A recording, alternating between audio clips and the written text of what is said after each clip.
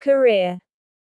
Carlson began his career in journalism as a fact-checker for Policy Review, a national conservative journal then published by the Heritage Foundation and later acquired by the Hoover Institution.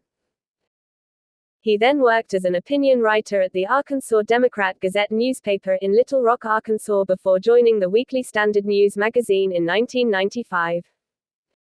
Writer Andrew Ferguson, who served as senior editor of the Weekly Standard, said that Carlson had as much talent as anybody who ever came through the door.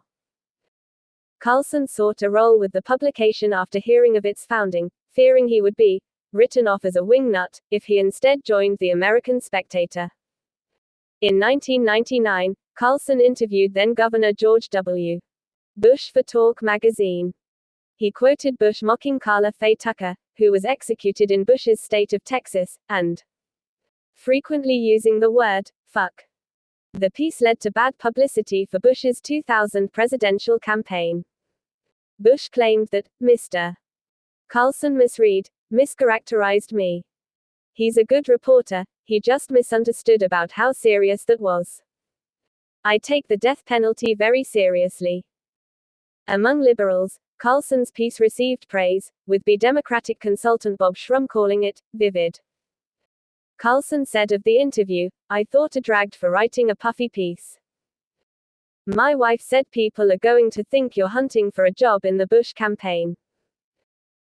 Further into his career in print, Carlson worked as a columnist for New York Magazine and Reader's Digest, writing for Esquire, Slate, The Weekly Standard, The New Republic, The New York Times Magazine, The Daily Beast, and The Wall Street Journal. John F. Harris of Politico later remarked on how Carlson was viewed as an important voice of the intelligentsia during this period. While working on a story for New York covering the Taliban, Carlson, alongside his father, was involved in a plane crash as it made its landing on a runway in Dubai on October 17, 2001.